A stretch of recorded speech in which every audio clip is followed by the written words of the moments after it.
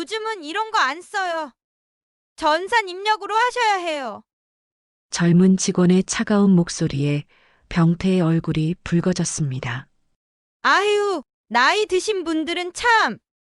옆 창구에서 들려오는 중얼거림, 주변에서 새어나오는 웃음소리, 그리고 따가운 시선들. 내 돈을 찾겠다는데 왜 이렇게 불편하게 만드시오? 어르신, 저희도 규정이 있으니까요. 다음 분 도와드릴게요. 병태는 말없이 통장을 가방에 넣고 자리에서 일어났습니다. 무료 버튼인 구독과 좋아요, 그저 눌러주시는 작은 응원이지만 그 정성만큼 복이 되어 여러분 가정에 가득하실 겁니다. 새벽 6시 송파구 석촌동 다세대 주택 골목은 아직 어둠 속에 잠겨 있었습니다. 가로등 불빛 아래로 한 노인이 천천히 걸어 나왔어요. 낡은 점퍼 지퍼를 목까지 올리고 오래된 가죽 가방을 어깨에 맨 한 병태는 매일 아침 이 시간이면 공원 벤치로 향했습니다. 78세의 나이답게 걸음걸이는 느렸지만 그의 눈빛만큼은 또렷했어요. 공원 벤치에 앉은 병태는 가방에서 신문을 꺼냈습니다. 낡은 돋보기를 쓰고 천천히 활자를 따라가는 모습은 이 동네에서 흔히 볼 수 있는 노인의 모습이었죠. 지나가는 주민들이 가끔 인사를 건넸어요. 어르신, 오늘도 일찍 나오셨네요. 병태는 온화하게 웃으며 손을 흔들었습니다. 날씨가 좋아서 말이야. 아침 산책을 마친 병태는 집으로 돌아와 간단히 식사를 했습니다. 냉장고에서 꺼낸 김치와 된장찌개 한 그릇.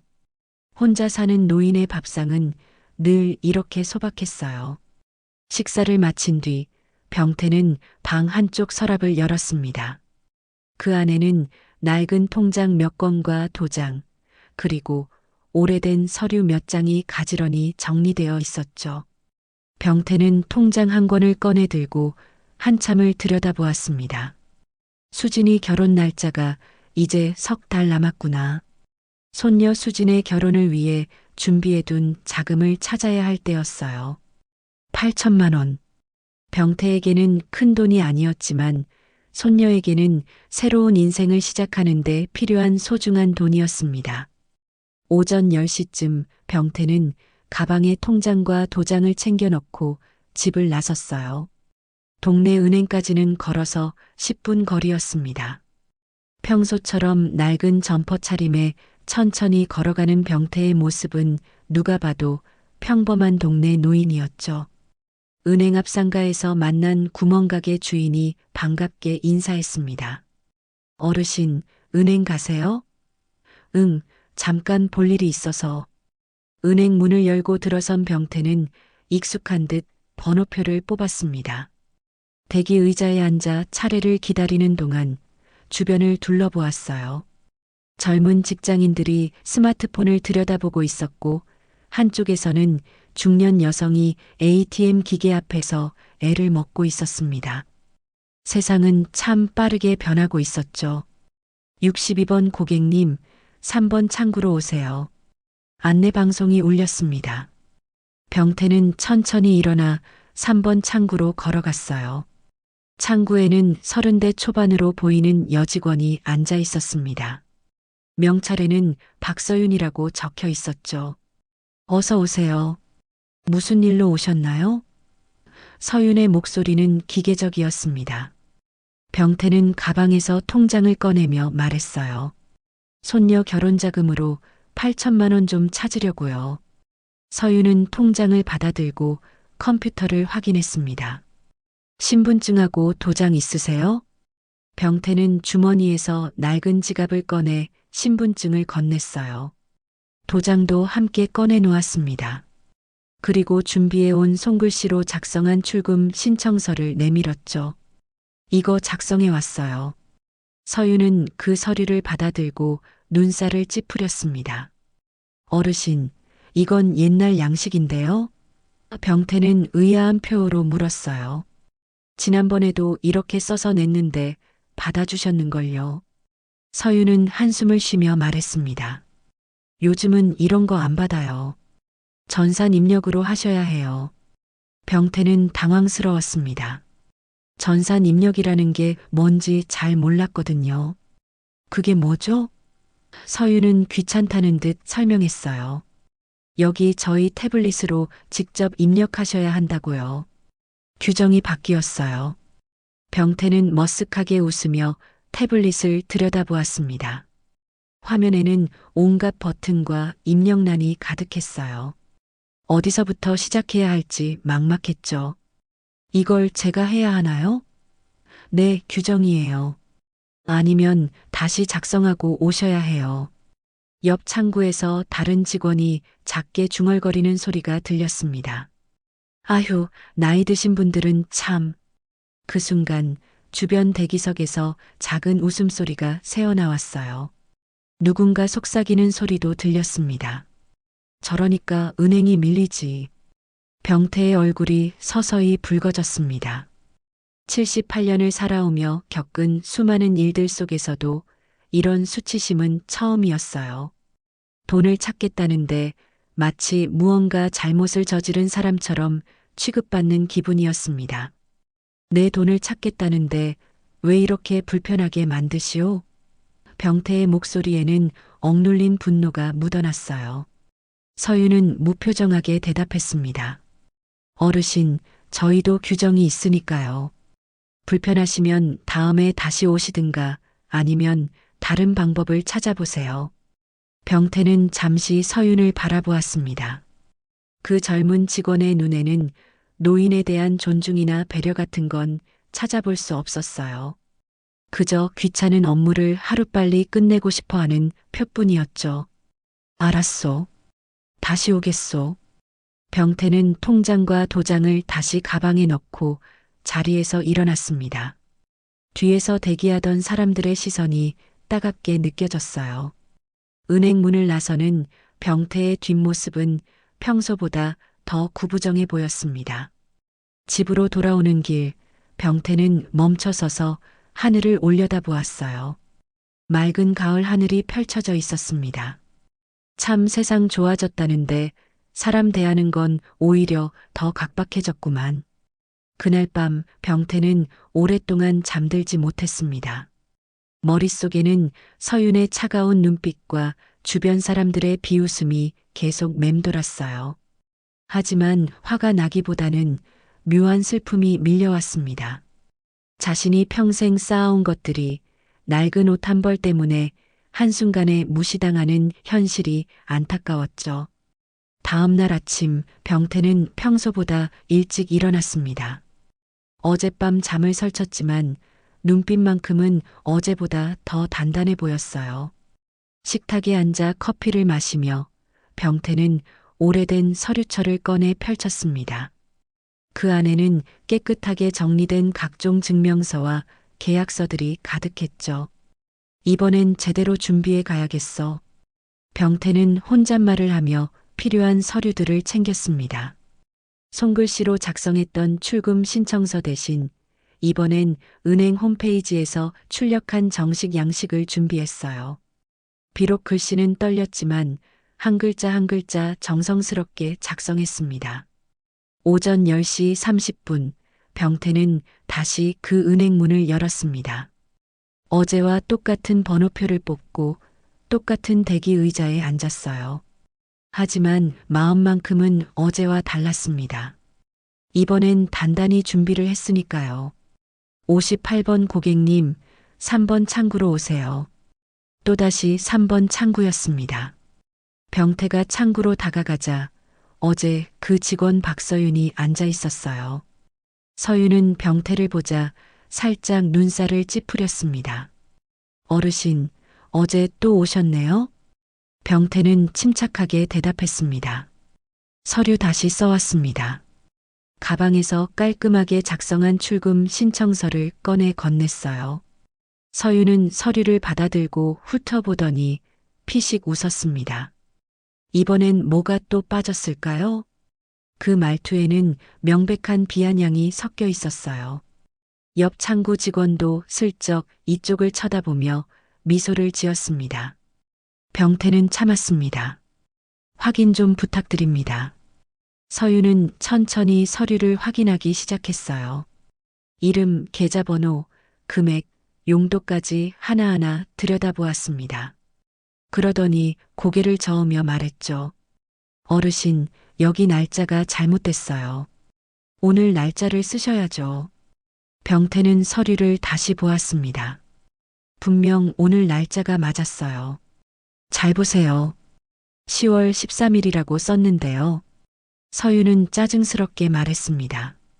아, 글씨를 이렇게 쓰시면 읽기가 힘들잖아요. 3인지 8인지 헷갈리게. 사실 글씨는 충분히 알아볼 수 있었습니다. 그저 트집을 잡고 싶었던 것뿐이었죠. 병태는 깊이 숨을 들이쉬었습니다. 그럼 다시 쓰겠습니다. 옆에 비치된 펜을 집어들고 그 자리에서 날짜를 다시 또박또박 썼어요. 손이 떨렸지만 최대한 정성을 다해 썼습니다. 이제 됐습니까? 병태가 물었습니다. 서윤은 서류를 다시 들여다보더니 한숨을 쉬었어요. 통장 좀 주세요. 병태는 가방을 열어 통장을 꺼냈습니다. 그런데 그 순간 가방 안에 들어있던 다른 통장들이 눈에 들어왔어요. 서윤은 호기심 반 무시 반의 표정으로 물었습니다. 통장이 왜 이렇게 많으세요? 여기저기 조금씩 나눠 놓으셨나 보네요. 병태는 아무 말 없이 그냥 필요한 통장 한 권만 건넸습니다. 그 안에는 낡은 통장 2권과 한성건설 창립주 주식 증명서 4본이 함께 있었죠. 서윤이 통장을 확인하는 동안 증명서 한 장이 바닥에 떨어졌습니다.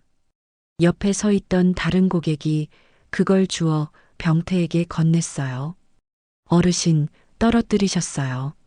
아, 고맙습니다. 서윤은 그 증명서를 힐끗 보더니 무시했습니다. 이런 종이는 필요 없어요, 어르신. 통장만 주세요. 병태는 조용히 증명서를 다시 가방에 넣었습니다. 그래요, 통장만 있으면 되겠지요. 서윤은 컴퓨터로 계좌를 조회했습니다. 화면에는 잔액이 표시되었지만 관심 없다는 듯 빠르게 출금 절차를 진행했어요. 8천만 원 맞으시죠? 용도는 경조사비. 네, 손녀 결혼자금입니다. 그때였습니다. 옆 창구에서 한 중년 남성이 큰 소리로 통화하고 있었어요. 여보, 나 지금 은행인데 2억 이체하려니까 시간 좀 걸린대. 아, VIP 고객인데도 이렇게 기다려야 하나 몰라. 그 말에 주변 사람들이 힐끗힐끗 쳐다보았습니다. 서윤도 그쪽을 보며 작게 혀를 찼어요. VIP 고객님들은 정말 바쁘신가 봐. 그러고는 병태를 보며 말했습니다. 어르신, 8천 정도는 금방 나와요. 잠시만 기다리세요. 병태는 그 순간 문득 깨달았습니다. 이 젊은 직원에게 자신은 그저 시간 잡아먹는 노인 그 이상도 이하도 아니었다는 걸요. 돈의 액수도 사람의 됨됨이도 중요하지 않았습니다. 겉모습만으로 사람을 판단하는 세상이었죠. 잠깐만요.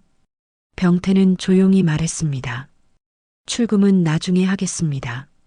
서윤은 어이없다는 표정을 지었어요. 네, 지금까지 뭐 하신 거예요? 생각을 좀 해봐야겠어서요. 병태는 통장을 다시 가방에 넣고 천천히 자리에서 일어났습니다. 그리고 주머니에서 휴대전화를 꺼냈어요. 오래된 폴더폰이었지만 병태는 능숙하게 전화번호를 눌렀습니다.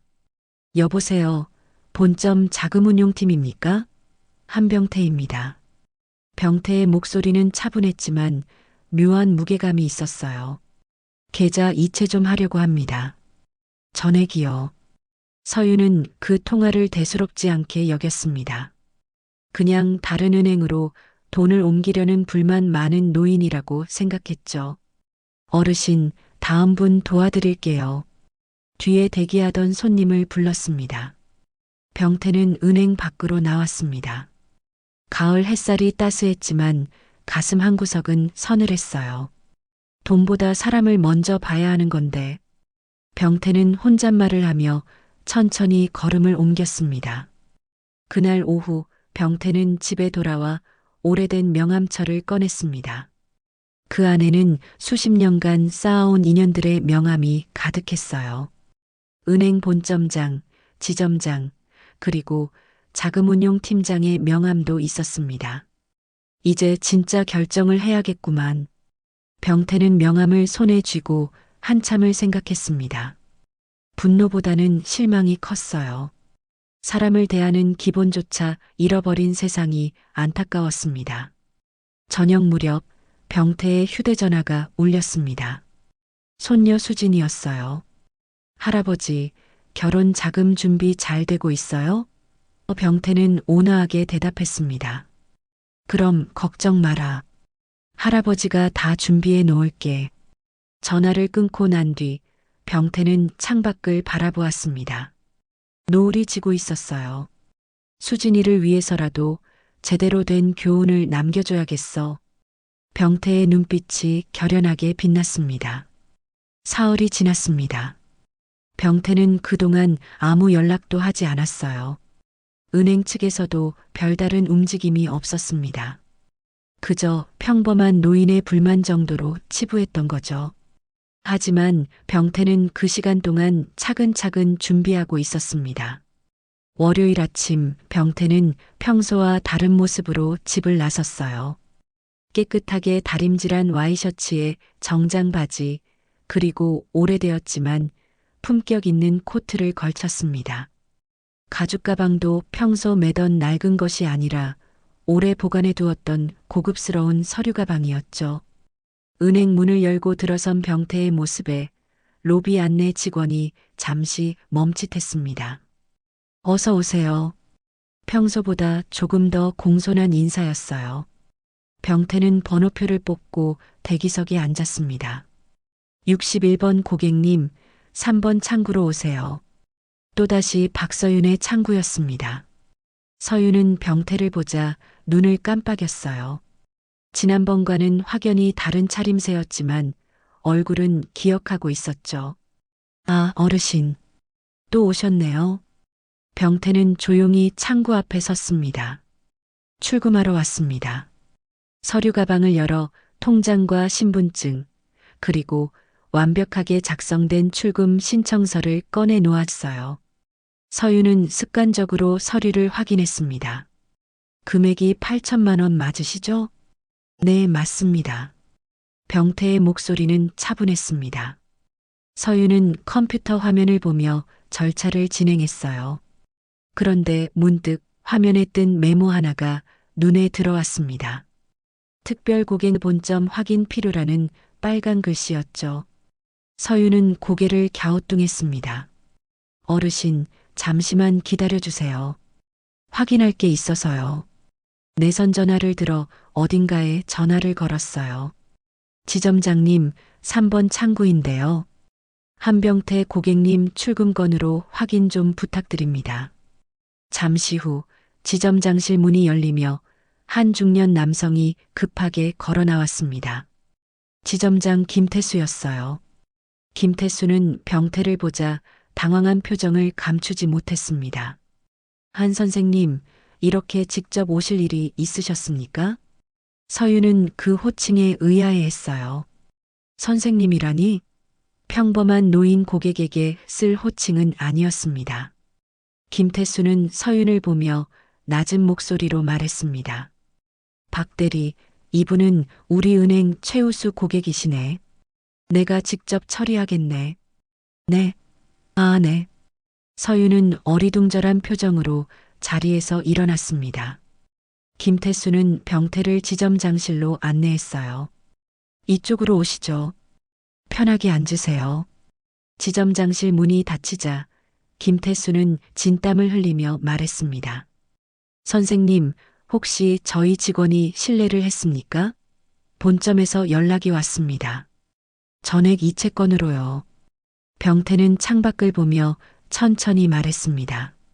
실례라고 할 것까지야 있겠습니까? 그저 사람 대접을 못 받았을 뿐이지요. 김태수는 식은땀을 닦았어요.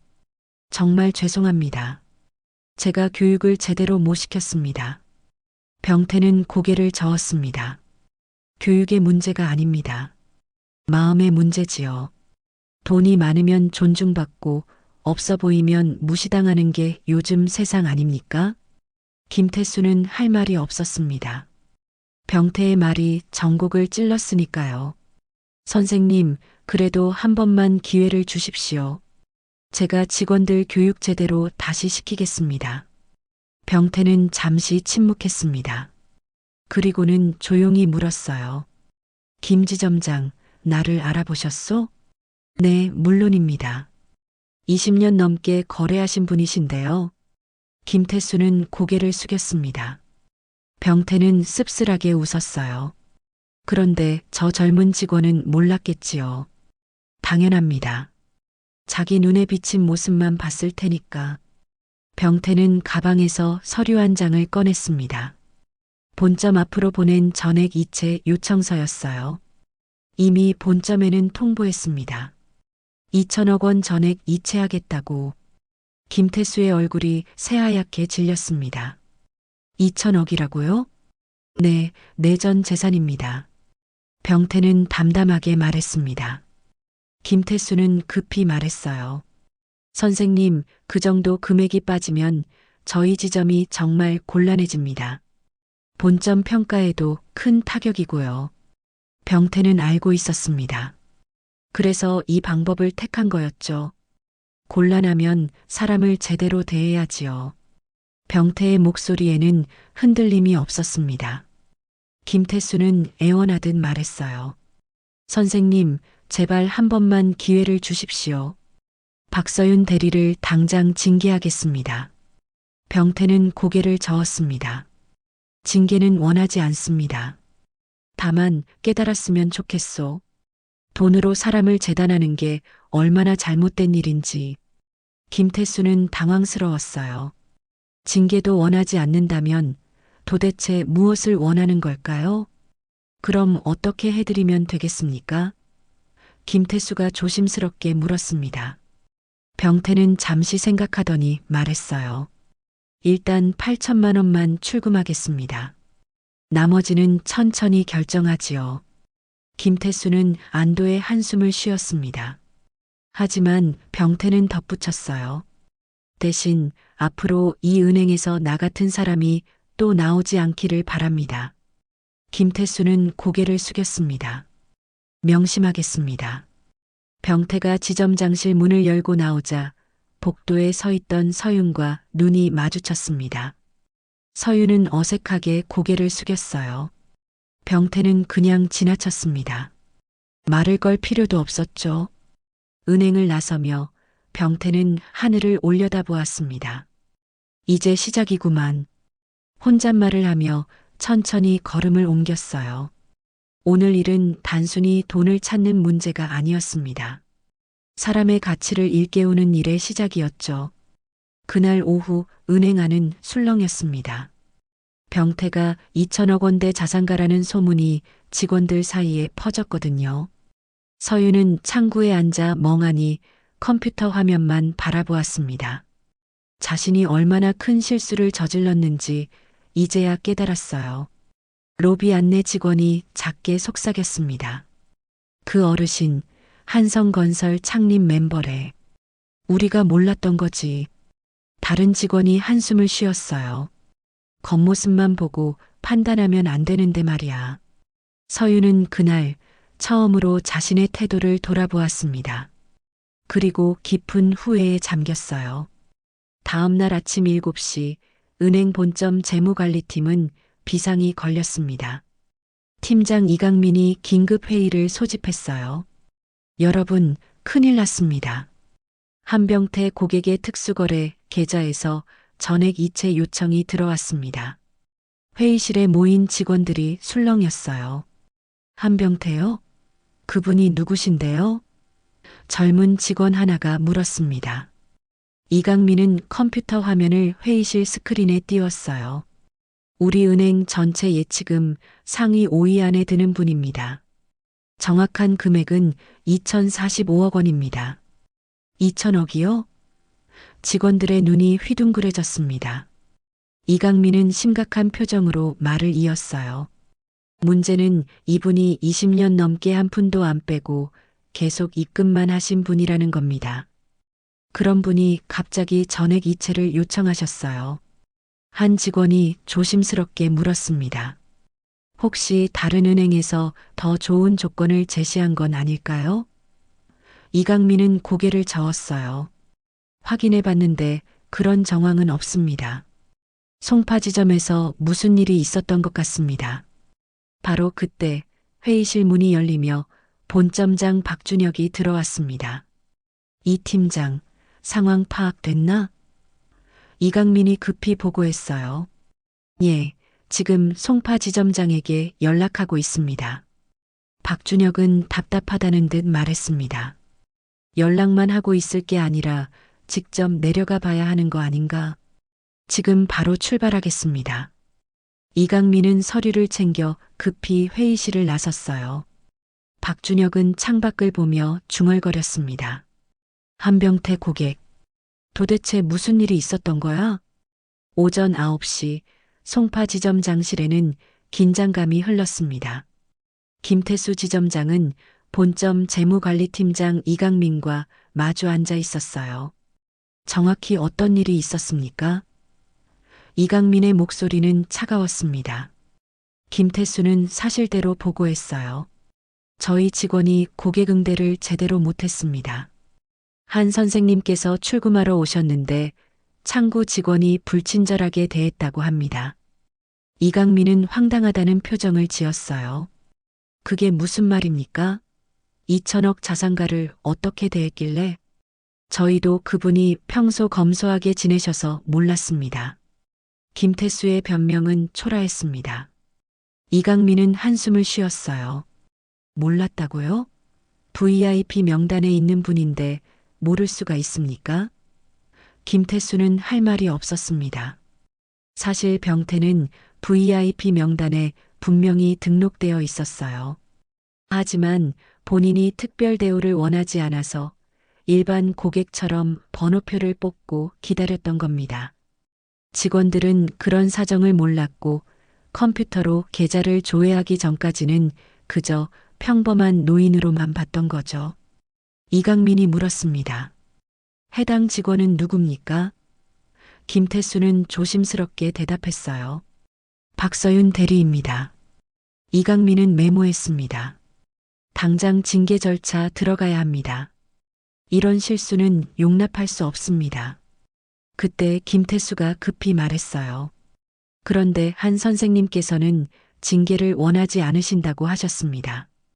이강민은 의아한 표정을 지었습니다. 징계를 원하지 않는다고요? 그럼 무엇을 원하시는 겁니까? 사람을 제대로 대하는 걸 배웠으면 좋겠다고 하셨습니다. 김태수의 말에 이강민은 잠시 침묵했어요. 그리고는 천천히 고개를 끄덕였습니다. 그분은 진짜 어른이시군요. 오전 11시 은행 직원 휴게실은 온통 한병태 이야기로 들끓었습니다. 박서윤 대리 큰일 났대. 2천억 자산가를 무시했다며?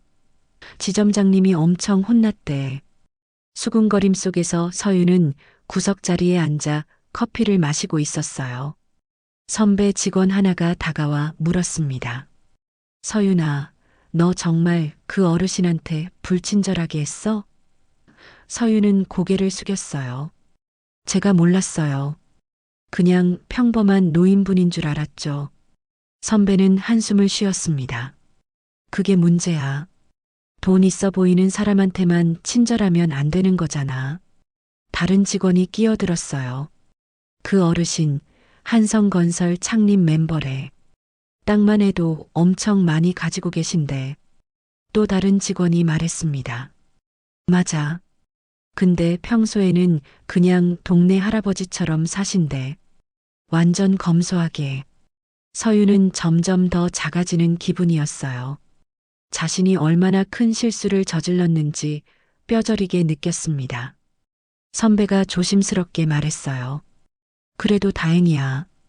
그분이 너 징계하지 말라고 하셨대. 서유는 고개를 들었습니다. 정말요? 응. 지점장님이 그러시던데 징계보다는 배움을 원하신대. 선배의 말에 서유는 눈시울이 붉어졌어요. 자신을 징계하지 말라니 오히려 더 미안하고 부끄러웠습니다. 그날 오후 본점에서는 긴급 임원 회의가 열렸습니다. 박준혁 본점장이 입을 열었어요. 한병태 고객님 거는 단순히 한 고객의 문제가 아닙니다. 우리 은행 전체의 고객 응대 문화를 돌아봐야 할 때입니다. 영업본부장이 물었습니다. 그럼 어떻게 하시겠습니까? 박준혁은 단호하게 말했어요. 전 직원 인성 교육을 실시합니다. 그리고 한 선생님께 직접 찾아뵙고 사과드리겠습니다. 회의가 끝난 후 박준혁은 혼자 생각에 잠겼습니다. 20년 넘게 묵묵히 거래하신 고객을 이렇게 놓칠 뻔했다니. 더 큰 문제는 직원들의 마음가짐이었어요.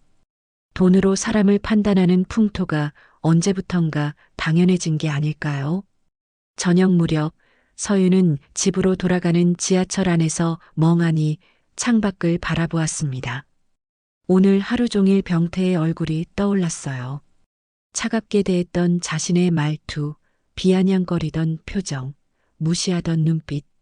모든 게 후회로 밀려왔습니다. 나는 언제부터 이렇게 됐을까? 서유는 스스로에게 물었어요. 처음 은행에 입사했을 때는 모든 고객에게 친절하려고 노력했습니다. 하지만 시간이 지나며 어느새 겉모습으로 사람을 판단하게 된 거죠. 집에 도착한 서유는 거울 앞에 섰습니다. 거울 속 자신의 얼굴이 낯설게 느껴졌어요. 나는 진짜 어떤 사람이 되고 싶었던 걸까? 서유는 오랜만에 자신을 깊이 돌아보았습니다. 사흘 후 금요일 오후 3시 송파지점 앞에 검은색 벤츠 2대가 천천히 멈춰 섰습니다. 첫 번째 차에서 정장 차림의 병태가 내렸어요. 깔끔하게 빗어넘긴 머리, 고급스러운 수트, 반들반들한 구두까지. 며칠 전 낡은 점퍼를 입고 왔던 그 노인과는 전혀 다른 모습이었습니다. 두 번째 차에서는 비서로 보이는 젊은 남성이 서류 가방을 들고 내렸어요. 은행 앞을 지나가던 사람들이 고개를 돌려 쳐다보았습니다. 저분 누구시지? 회사 사장님 같은데? 은행 문이 열리자 로비 안내 직원이 깜짝 놀랐습니다. 병태를 알아본 거예요. 어서 오십시오. 평소와는 전혀 다른 공손한 태도였습니다. 병태는 조용히 고개를 끄덕이고 안으로 들어섰어요. 순간 은행 안이 조용해졌습니다. 창구에 앉아있던 직원들이 모두 일어나 인사했어요. 안녕하십니까? 대기석에 앉아있던 고객들도 무슨 일인가 싶어 쳐다보았습니다. 병태는 말없이 로비를 가로질러 걸었어요. 지점장실 문이 열리며 김태수가 급히 나왔습니다. 한 회장님 오실 거면 미리 연락 주시지 그러셨습니까? 병태는 담담하게 말했어요. 특별히 대접받으러 온 게 아닙니다. 그냥 거래하러 왔을 뿐이지요. 김태수는 땀을 닦으며 말했습니다. 지점장실로 모시겠습니다. 이쪽으로 오시죠. 하지만 병태는 고개를 저었어요. 아니요. 여기 로비에서 이야기하겠습니다. 김태수는 당황했습니다. 네. 하지만 회장님, 여기는 사람들이 많은데요. 그래서 여기서 하는 겁니다. 병태의 목소리는 단호했습니다. 김태수는 어쩔 수 없이 고개를 끄덕였어요. 병태는 로비 중앙에 섰습니다. 주변 고객들과 직원들이 모두 이쪽을 쳐다보았죠. 김지점장. 병태가 입을 열었습니다. 제가 오늘 온 이유는 단 하나입니다. 김태수는 긴장한 표정으로 대답했어요. 말씀하십시오. 병태는 잠시 주변을 둘러본 뒤 말을 이었습니다. 돈을 맡길 때는 신뢰를 보고 맡기는 겁니다. 로비가 조용해졌어요. 병태는 계속 말했습니다. 20년 넘게 이 은행을 믿고 거래했습니다. 한 푼도 빼지 않고 계속 맡겼지요. 왜 그랬을까요? 김태수는 대답하지 못했습니다. 병태가 다시 말했어요. 사람을 믿었기 때문입니다. 하지만 그 신뢰가 무너졌습니다. 병태의 목소리에는 실망이 묻어났어요. 며칠 전 저는 이곳에서 사람 대접을 받지 못했습니다. 돈을 찾으러 왔을 뿐인데 마치 뭔가 잘못을 저지른 사람처럼 취급받았지요. 대기석에 앉아있던 고객들이 수군거리기 시작했습니다. 창구 직원들은 고개를 숙였어요. 김태수는 급히 말했습니다. 회장님, 정말 죄송합니다. 저희가 잘못했습니다. 병태는 고개를 저었어요. 죄송하다는 말만으로는 부족합니다. 중요한 건 왜 그런 일이 생겼느냐는 거죠. 병태는 창구 쪽을 바라보았습니다. 3번 창구에 서윤이 서 있었어요. 얼굴이 하얗게 질린 채로요. 박서윤 대리. 병태가 서윤을 불렀습니다. 서윤은 떨리는 목소리로 대답했어요. 네, 회장님. 병태는 천천히 서윤에게 다가갔습니다. 로비 앞 모든 시선이 두 사람에게 집중되었죠. 대리님은 제가 돈이 없는 사람이라고 생각했습니까? 병태가 물었습니다. 서윤은 눈물을 참으며 고개를 숙였어요. 죄송합니다, 회장님. 그런 줄 몰랐습니다. 병태는 한숨을 쉬었습니다. 그게 바로 문제입니다. 모를 때는 누구에게나 예의를 가져야지요. 병태의 말에 서윤은 더 이상 참을 수 없었습니다. 눈물이 뚝뚝 떨어졌어요. 정말 죄송합니다. 제가 너무 잘못했습니다. 주변 직원들도 눈시울이 붉어졌습니다. 병태는 서류 가방에서 서류 한 장을 꺼냈어요. 이게 뭔지 아십니까? 김태수가 서류를 받아들었습니다. 전액 인출 신청서였어요. 회장님, 이건... 김태수는 말을 잇지 못했습니다. 2045억 원 전액 인출하겠습니다. 병태의 말에 로비가 술렁였어요. 고객들이 놀란 표정으로 서로를 쳐다보았습니다. 2천억? 김태수는 다급하게 말했습니다. 회장님, 제발 다시 한번 생각해 주십시오. 병태는 단호하게 말했어요. 이미 결정했습니다. 신뢰가 깨진 곳에 돈을 맡길 수는 없습니다. 김태수의 얼굴에서 핏기가 사라졌습니다. 이 금액이 빠지면 지점은 물론 자신의 커리어도 끝장이었거든요. 회장님, 저희에게 한 번만 기회를 주십시오. 김태수가 고개를 숙이며 애원했습니다. 다른 직원들도 하나둘 고개를 숙이기 시작했어요.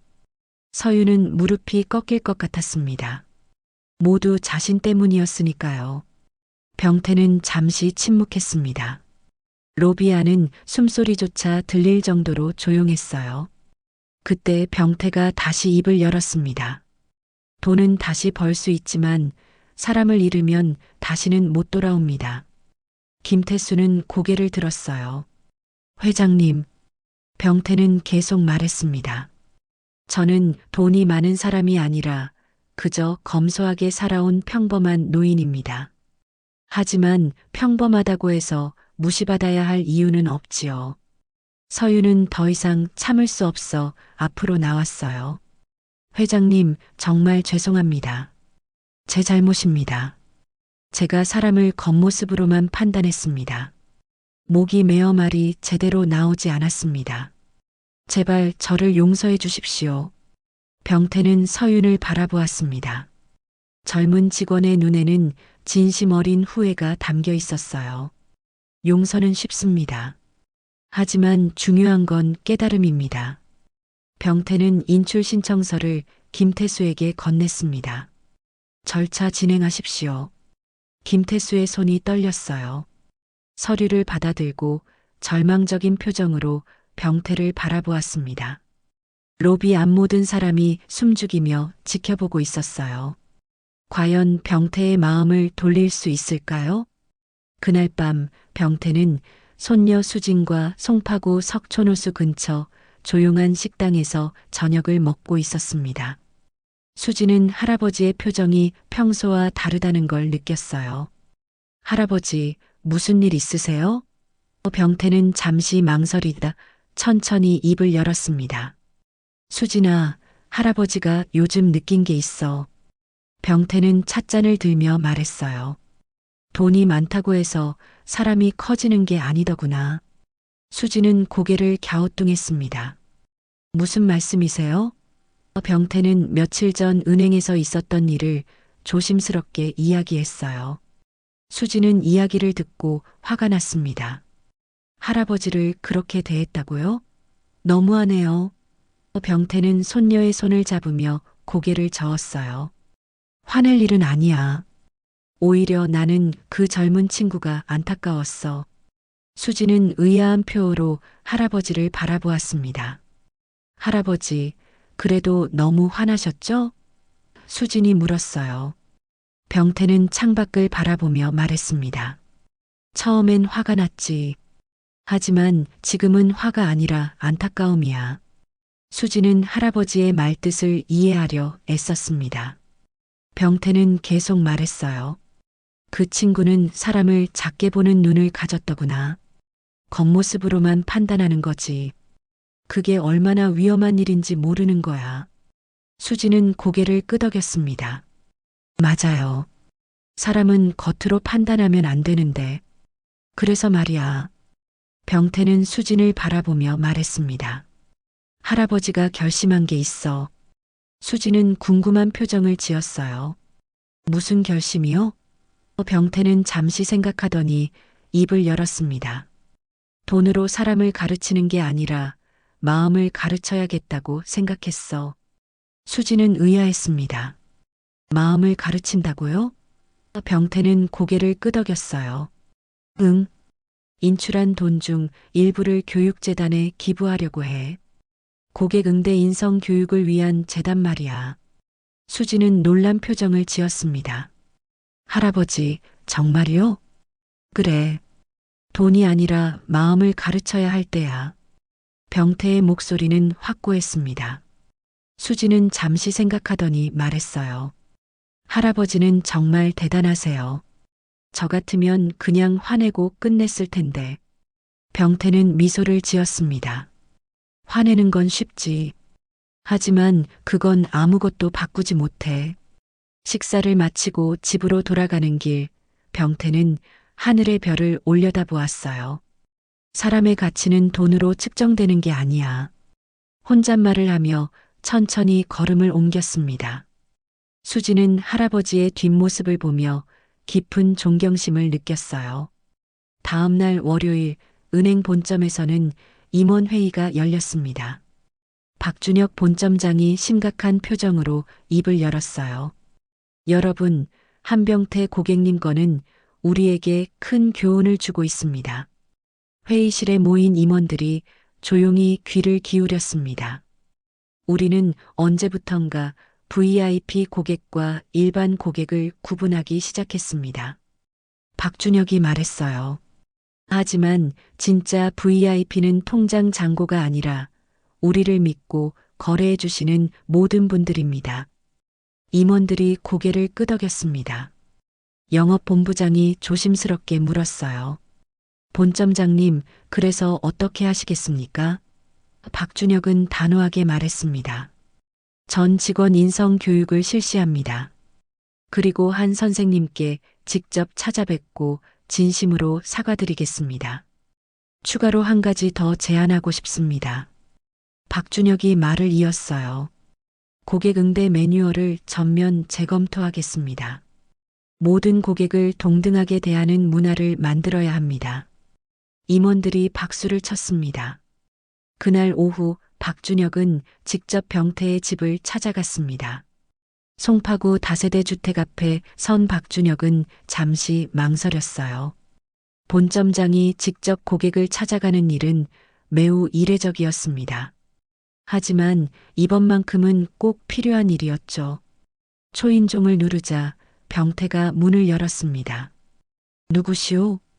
박준혁은 정중하게 인사했어요. 안녕하십니까, 한 선생님. 은행 본점장 박준혁입니다. 병태는 잠시 박준혁을 바라보다 문을 열어주었습니다. 들어오시오. 거실로 안내된 박준혁은 주변을 둘러보았어요. 수십 년 된 가구들, 낡은 텔레비전, 소박한 인테리어. 2천억 자산가의 집이라고는 믿기지 않는 모습이었습니다. 박준혁은 더욱 숙연해졌어요. 선생님, 정말 죄송합니다. 박준혁이 깊이 고개를 숙였습니다. 저희 은행이 선생님께 큰 신뢰를 범했습니다. 병태는 차를 내오며 말했어요. 앉으시오. 본점장님이 직접 오실 일까지는 아니었는데 말이오. 박준혁은 차를 받아들며 말했습니다. 아닙니다. 20년 넘게 저희를 믿고 거래해 주신 분을 이렇게 대했으니 당연히 찾아뵙고 사과드려야지요. 병태는 차를 한 모금 마셨어요. 사과는 이미 충분히 받았소. 하지만 저희는 단순한 사과로 끝낼 수 없습니다. 박준혁이 진지하게 말했어요. 선생님께서 겪으신 일이 다시는 일어나지 않도록 전 직원 교육을 실시하겠습니다. 병태는 고개를 끄덕였습니다. 박준혁이 조심스럽게 물었어요. 선생님, 혹시 인출 결정을 재고해 주실 수 없을까요? 병태는 잠시 침묵했습니다. 창밖을 바라보며 생각에 잠겼어요. 본점장님, 신뢰라는 게 그렇게 쉽게 회복되는 게 아닙니다. 알고 있습니다. 박준혁이 고개를 숙였어요. 하지만 저희에게 한 번만 기회를 주십시오. 꼭 달라진 모습을 보여드리겠습니다. 병태는 박준혁의 눈을 바라보았습니다. 그 눈빛에는 진심이 담겨 있었어요. 좋소. 병태가 입을 열었습니다. 한 가지 조건이 있소. 박준혁은 귀를 기울였어요. 병태는 천천히 말했습니다. 해당 직원을 해고하지 마시오. 대신 그 친구에게 직접 인성 교육을 맡기시오. 박준혁은 놀랐습니다. 네, 박서윤 대리에게요? 병태는 고개를 끄덕였어요. 그래요. 본인이 경험한 사람이 가장 좋은 선생이 될 수 있소. 그 친구가 본점 직원 전원에게 자신의 실수를 공유하고 함께 배우는 시간을 가지시오. 박준혁은 감동했습니다. 선생님, 정말 대단하십니다. 병태는 미소를 지었어요. 대단한 게 아니라 그게 사람 사는 이치 아니겠소? 일주일 후 은행 본점 대강당에는 전국 지점장과 팀장급 이상 직원 200여 명이 모여 있었습니다. 특별 인성 교육이 열리는 날이었어요. 단상 옆 대기석에는 서윤이 긴장한 얼굴로 앉아 있었습니다. 오늘 자신의 실수를 모든 직원 앞에서 고백해야 했거든요. 박준혁 본점장이 단상에 올라 마이크를 잡았어요.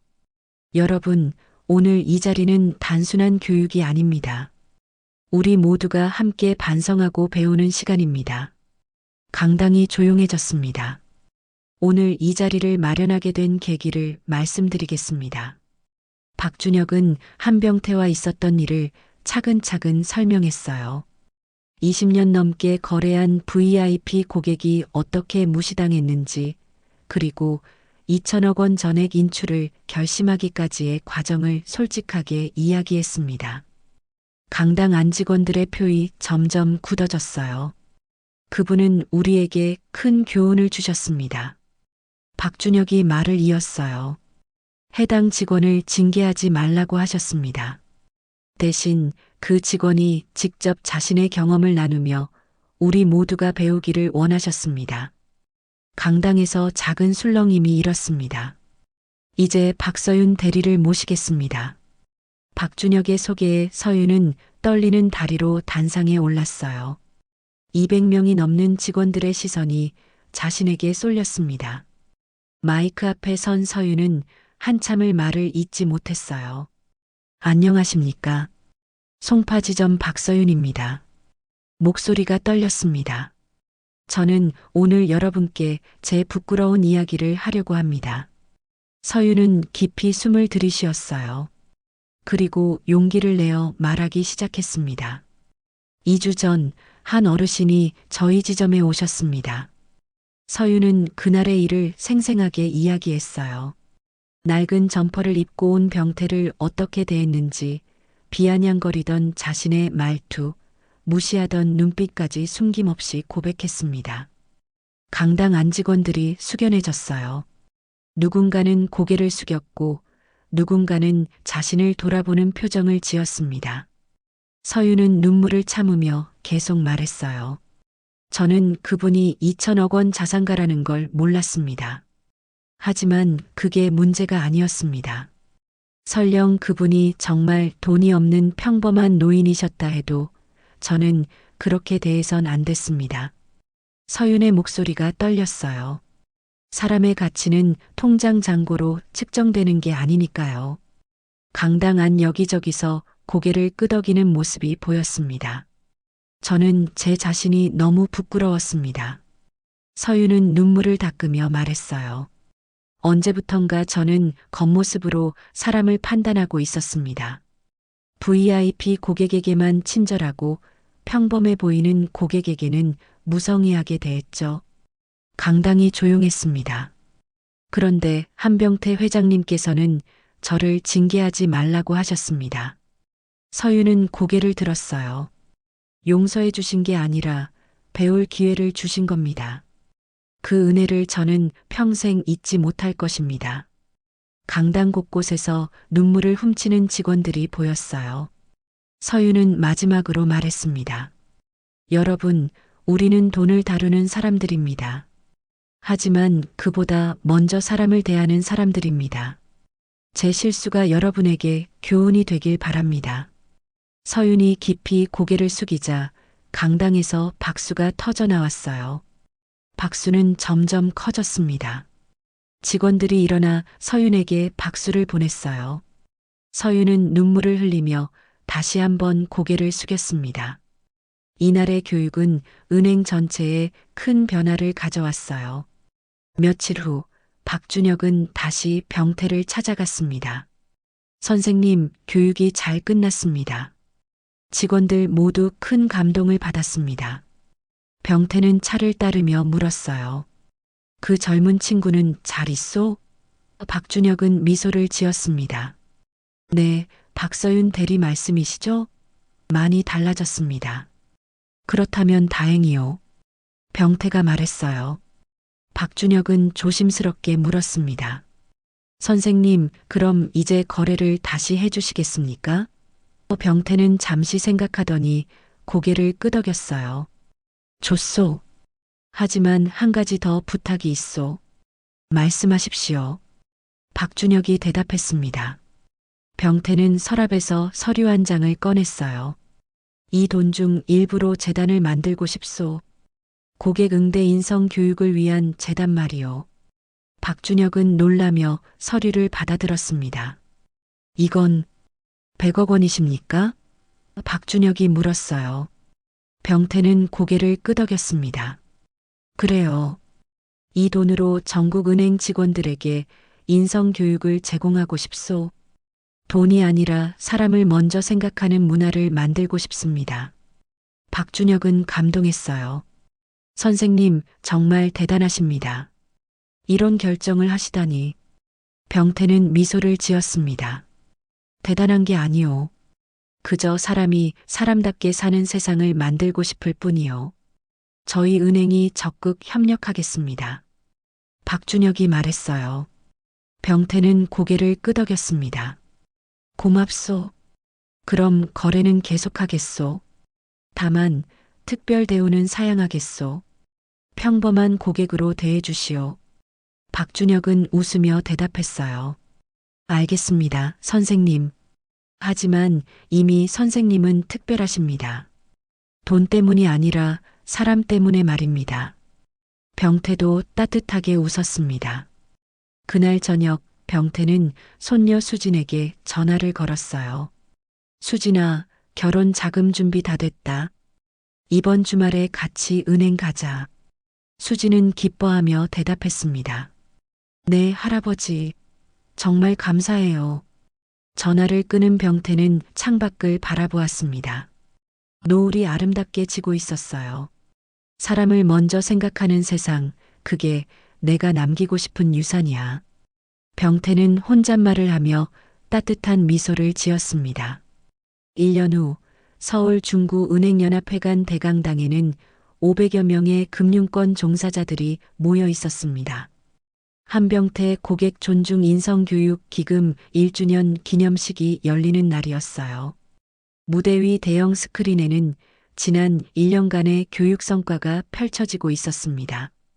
전국 은행 직원 1만 명 수료, 고객 만족도 35% 상승, 민원 건수 48% 감소. 사회자가 성과를 발표할 때마다 강당에서 박수가 터져 나왔어요. 객석 한편에는 병태가 손녀 수진과 함께 조용히 앉아 있었습니다. 할아버지, 정말 대단하세요. 1년 만에 이렇게 큰 변화를 만드셨잖아요. 수진이 속삭였어요. 병태는 미소를 지으며 고개를 저었습니다. 내가 한 게 아니야. 깨닫고자 했던 사람들이 만든 변화지. 무대 위로 박준혁 본점장이 올라왔습니다. 오늘 이 자리는 한병태 선생님께서 우리에게 주신 큰 가르침을 기념하는 날입니다. 박준혁의 목소리에는 감사가 묻어났어요. 선생님께서는 돈이 아니라 사람을 먼저 생각하는 문화를 만들어 주셨습니다. 박준혁이 병태를 무대로 초대했습니다. 한병태 선생님, 이 자리에 나와 주시겠습니까? 강당이 박수로 가득 찼어요. 병태는 천천히 일어나 무대로 걸어갔습니다. 1년 전보다 조금 더 구부정해진 모습이었지만 눈빛만큼은 여전히 또렷했어요. 안녕하십니까? 병태가 마이크 앞에 섰습니다. 제가 특별히 대단한 일을 한 건 아닙니다. 그저 당연한 이야기를 했을 뿐이지요. 강당이 조용해졌어요. 사람의 가치는 돈으로 측정되지 않습니다. 병태는 잠시 말을 멈추고 객석을 둘러보았습니다. 여러분은 매일 돈을 다루는 일을 하십니다. 하지만 그보다 먼저 사람을 만나는 일을 하고 계십니다. 고개를 끄덕이는 사람들이 보였어요.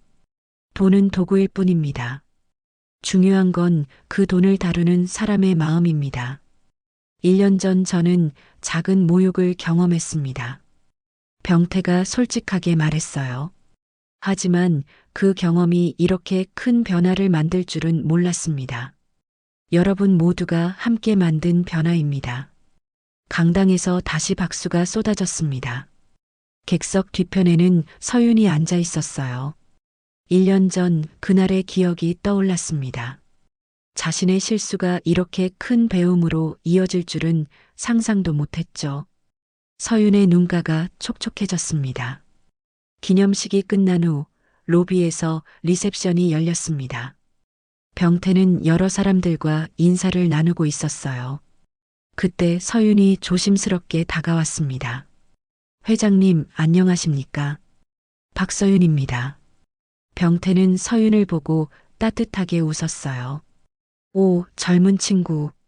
잘 지냈나? 서윤은 고개를 숙이며 말했습니다. 네, 회장님 덕분에 제 인생이 완전히 바뀌었습니다. 병태는 고개를 저었어요. 내 덕이 아니라 자네 스스로 바뀐 거지. 회장님께서 저에게 기회를 주셨기 때문입니다. 서윤의 목소리가 떨렸어요. 저는 이제 강사로 활동하며 다른 직원들에게 제 경험을 나누고 있습니다. 정말 보람 있는 일입니다. 병태는 서윤의 어깨를 가볍게 두드렸습니다. 잘하고 있네. 자네가 진심으로 깨달았다는 게 느껴지네.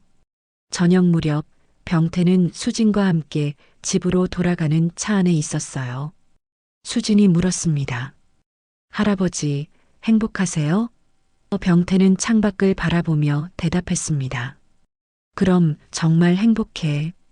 돈을 남기는 것보다 사람을 남기는 게 더 의미 있구나. 할아버지는 정말 멋진 분이세요. 수진이 할아버지의 손을 잡았어요. 병태는 손녀의 손을 꼭 쥐며 말했습니다. 수진아, 너도 기억해라. 사람이 자산이야. 돈보다 더 큰 자산은 사람을 대하는 마음이란다. 그날 밤 뉴스에서는 한병태 기금의 성과를 보도했습니다. 금융권 고객 응대 문화에 혁신을 가져온 한병태 기금, 1년 만에 1만 명 교육 달성. 앵커는 말했습니다. 한병태 선생님은 돈이 아니라 사람을 남긴 진정한 어른으로 기억될 것입니다. 다음 날 아침 병태는 평소처럼 공원 벤치에 앉아 신문을 읽고 있었어요. 지나가던 동네 주민이 인사했습니다. 어르신, 어제 뉴스 봤어요. 정말 대단하세요. 병태는 수줍게 웃으며 손을 흔들었습니다. 은행 본점 교육센터 입구에는 작은 동판이 걸려 있었어요. 거기에는 이렇게 새겨져 있었습니다. 사람의 가치는 잔액으로 측정되지 않는다. 그 아래 작은 글씨로 적혀 있었습니다. 한병태 선생님의 가르침을 기억하며. 세월이 흘러 병태가 세상을 떠난 후에도 그의 이름은 금융권에서 전설처럼 기억되었습니다. 돈 많은 투자자가 아니라 사람의 가치를 일깨운 진정한 어른으로 말이에요. 그리고 지금도 은행 교육장에서는 새로운 직원들이 병태의 이야기를 듣고 있습니다. 겉모습이 아니라 마음으로 사람을 대하는 법을 배우면서요.